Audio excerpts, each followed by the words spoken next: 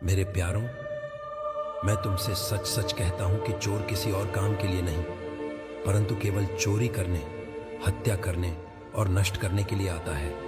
मैं इसलिए आया हूं कि तुम जीवन पाओ, और वह भी बहुतायत का जीवन। शैतान कभी नहीं चाहता कि तुम उस सत्य को जानो जो तुम्हें स्वतंत्र कर सकता है, क्योंकि जब तक तुम अंधेरे में हो वह तुम पर अधिकार रख सकता है।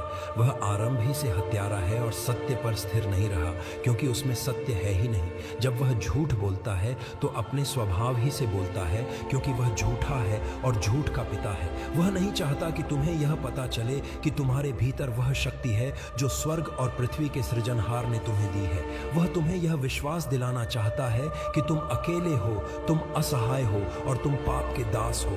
परंतु मैं तुमसे कहता हूं कि यदि तुम मेरे वचन में बने रहोगे तो तुम वास्तव में मेरे चेले ठहरोगे और तुम सत्य को जानोगे और सत्य तुम्हें स्वतंत्र करेगा। वह सत्य यह है कि तुम अब दास नहीं बल्कि परमेश्वर की संतान हो, और यदि संतान हो तो उत्तराधिकारी भी हो। शैतान इस बात को छिपाकर रखना चाहता है कि परमेश्वर का राज्य तुम्हारे बीच में है। हाँ, वह तुम्हारे भीतर है। वह तुम्हें बाहर की दुनिया में पहाड़ों पर या मंदिरों में भटकते हुए देखना चाहता है, ताकि तुम उस आंतरिक ज्योति से अनभिज्ञ रहो जो हर मनुष्य को प्रकाशित करती है। वह चाहता है कि तुम चिंताओं के बोझ तले दबे रहो। वह तुम्हारे कान में फुसफुसाता है कि कल तुम क्या खाओगे, क्या पहनोगे और कैसे जीवित रहोगे। परंतु क्या तुमने आकाश के पक्षियों को नहीं देखा? वे न तो बोते हैं, न काटते हैं और न ही खलिहानों में इकट्ठा करते हैं, फिर भी तुम्हारा स्वर्गीय पिता उन्हें खिलाता है। क्या तुम उनसे अधिक मूल्यवान नहीं हो? शत्रु नहीं चाहता कि तुम अपनी उस कीमत को पहचानो जो परमेश्वर की दृष्टि में है। वह तुम्हें कचरे के समान महसूस कराना चाहता है, जबकि तुम पृथ्वी के नमक और जगत की ज्योति हो। यदि नमक का स्वाद बिगड़ जाए तो वह किसी काम का नहीं रहता, इसलिए वह निरंतर तुम्हारे विश्वास के स्वाद को बिगाड़ने की कोशिश करता है। वह कभी नहीं चाहता कि तुम्हें उस अधिकार का पता चले जो मैंने तुम्हें दिया है। देखो, मैंने तुम्हें सांपों और बिच्छुओं को रौंदने का और शत्रु की सारी सामर्थ्य पर अधिकार दिया है, और किसी वस्तु से तुम्हारी कुछ भी हानि न होगी। जब मैं जंगल में था और उसने मुझे परखना चाहा, तो मैंने उसे केवल वचन से उत्तर दिया कि मनुष्य केवल रोटी ही से नहीं, परंतु हर एक वचन से जो परमेश्वर के मुख से निकलता है जीवित रहेगा।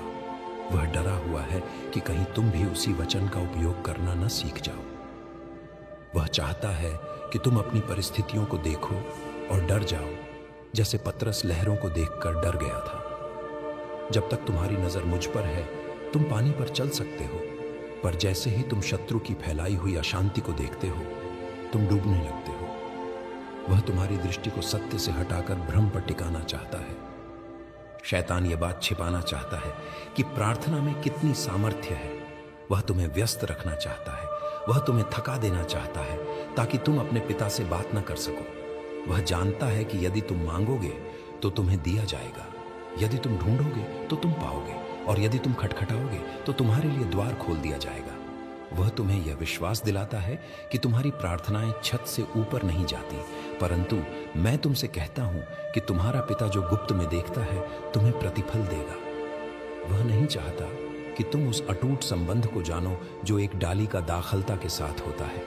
जैसे डाली यदि दाखलता में बनी न रहे तो अपने आप से फल नहीं ला सकती, वैसे ही तुम भी यदि मुझ में बने न रहो तो फल नहीं ला सकते। शत्रु तुम्हें उस दाखलता से काटना चाहता है ताकि तुम सूख जाओ और आग में झोंके जाने के योग्य बनो। परंतु यदि तुम मुझ में बने रहो और मेरे वचन तुम में बने रहें, तो जो चाहो मांगो और वह तुम्हारे लिए हो जाएगा।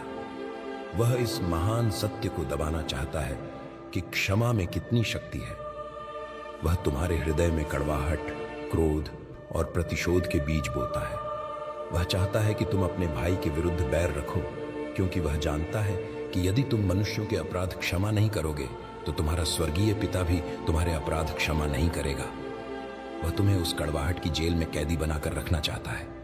परंतु मैं तुमसे कहता हूं कि अपने शत्रुओं से प्रेम करो और अपने सताने वालों के लिए प्रार्थना करो। यह वह बात है जिसे शैतान कभी समझ नहीं सकता, और न ही वह चाहता है कि तुम इसे समझो, क्योंकि निस्वार्थ प्रेम ही वह अस्त्र है जो उसके राज्य की नींव हिला देता है।